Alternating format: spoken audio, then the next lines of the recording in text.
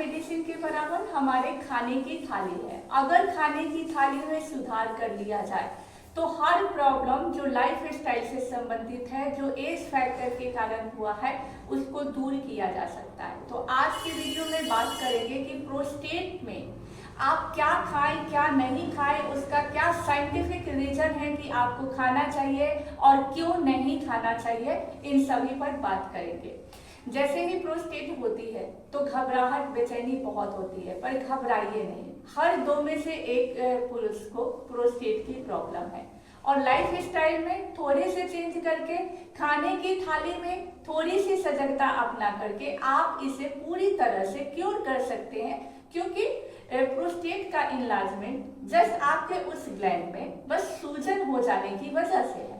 उस सूजन को खान पान, एक्सरसाइज, लाइफ स्टाइल से आप बिल्कुल ठीक कर सकते हैं।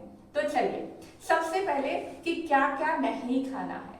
तो जो कॉमन चीज है, चाय, कॉफी, अल्कोहल, इनका सेवन आपको बिल्कुल बंद कर देना है अगर प्रोस्टेट की समस्या है तो।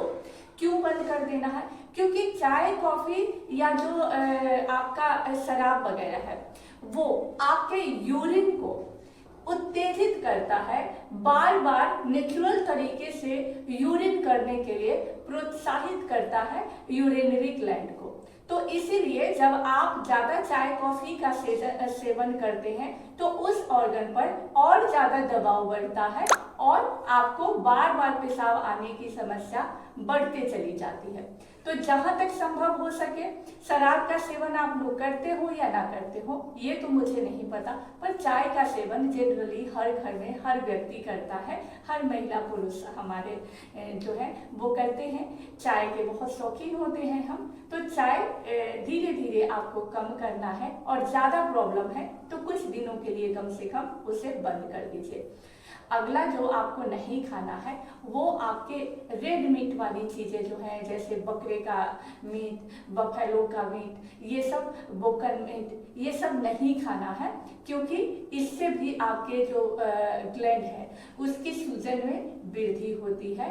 तो इसलिए अगर आप नॉनवेज खाते हैं तो कुछ दिनों तक रेड मीट का सेवन बंद कर दीजिए।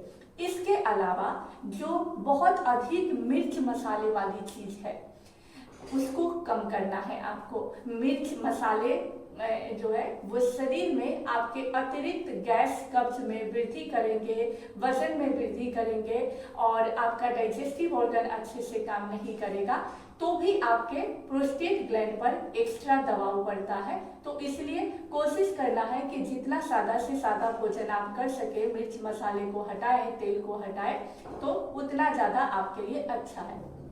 अब डेयरी प्रोडक्ट जो दूध, दही, मक्खन है इसको भी आपको कम करना है। बहुत ज्यादा फैटी चीजें नहीं खाना है, बहुत मलाईदार दूध आपको नहीं खाना है, मक्खन वगैरह का सेवन बिल्कुल आपको कम कर देना है। ये भी आपके प्रोस्टेट को, सूजन को बढ़ाने में बहुत मदद करते हैं। तो इसलिए जो जो चीज आपके सूजन को बढ़ाने में मदद करते हैं उस चीज को अभी कम कर देंगे। ऐसे ये चीजें अनहेल्दी नहीं है जिसकी हम बात कर रहे हैं, लेकिन फिलहाल आपकी प्रॉब्लम के लिए ये चीजें हेल्दी नहीं है।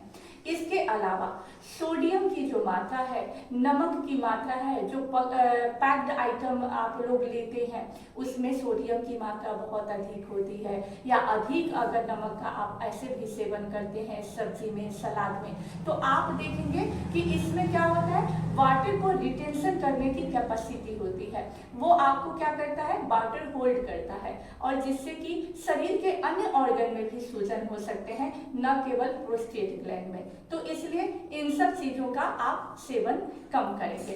अब बात करते हैं कि फिर खाना क्या है। खाने में आपको हरी पत्तेदार सब्जियों का सेवन जो है वो बढ़ाना है। खास करके जो आपके केल होता है, केल होता है, चौलाई की साग होती है, ब्रोकली होता है, आपको पत्ता गोभी होता है, फूल गोभी, ये सब आपको खाना है। स्पेशली लौकी का जूस अगर खाली पेट में सेवन करते हैं तो प्रोस्टेट ग्लैंड की सूजन को कम करने के लिए बहुत अच्छा होता है, पर एक लिमिट मात्रा में आप लेंगे लौकी का जूस, बहुत ज्यादा हर दिन आप नहीं लेंगे। 100 ml लगभग कभी कभी लौकी का जूस अगर नेचुरल उपलब्ध हो, ज़्यादा केमिकल वाला लौकी नहीं, तो आप लीजिए, वो भी आपको फायदा करता है।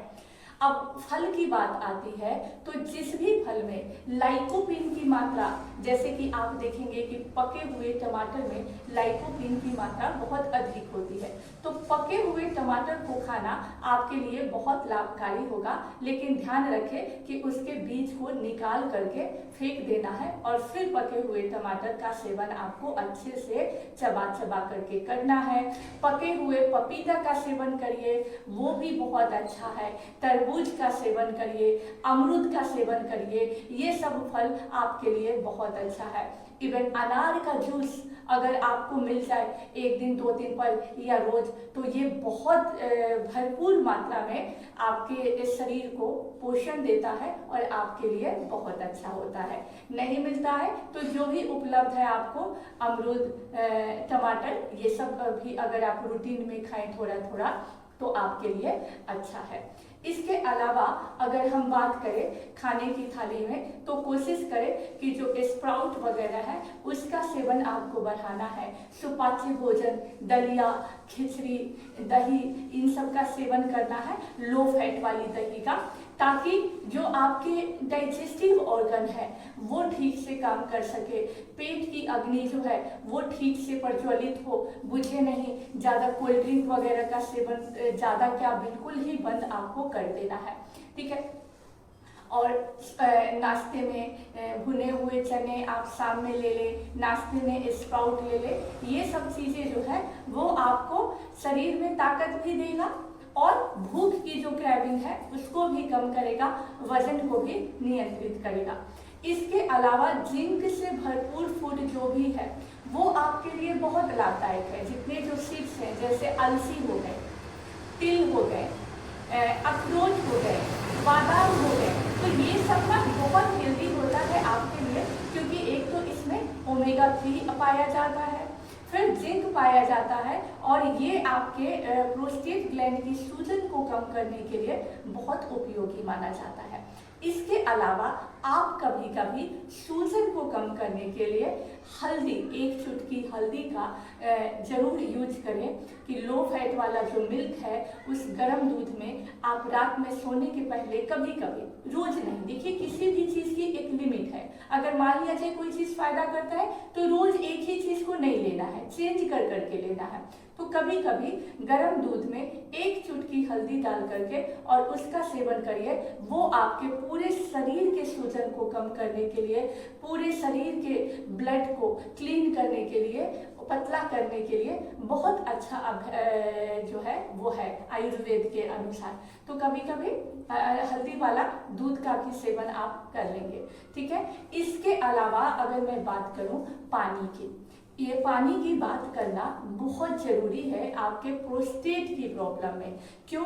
क्योंकि डर के मारे आप, जो हमारे सीनियर्स हैं, वो पानी पीना बंद कर देते हैं। पानी पीना बंद नहीं करना है, पानी पीना कम नहीं करना है। किसी भी शर्त पर आपको 3 लीटर से कम पानी तो पीना ही नहीं है, ठीक है। पानी को आपको माप करके अपने रूम में रखना है और 3 लीटर कम से कम पानी पीना ही पीना है। क्यों? क्योंकि आपके शरीर में जितने टॉक्सिन्स हैं उसको कौन बाहर निकालेगा? उसको पानी बाहर निकालेगा। जब आप पानी पिएंगे तो नेचुरल तरीके से आपके यूरिन के साथ साथ आपका ये बाहर निकलते रहेगा जो टॉक्सिन्स है बॉडी का, तो बॉडी जो है क्लीन होते रहेगा। अगर आप पानी पीना बंद कर देंगे तो जो यूरिन रुकने की जो संभावना होती है वो और अधिक बढ़ेगी, और आप देखते हैं जब ये आगे बढ़ता है तो फिर यूरिन के रास्ते आपको ब्लड भी आने लगता है। तो इसीलिए पानी कम नहीं करना। अब अगला जो हम बात करें लाइफ स्टाइल पर, तो एक आदत डालनी है समय से सोना और समय से जगने की, ठीक है ना।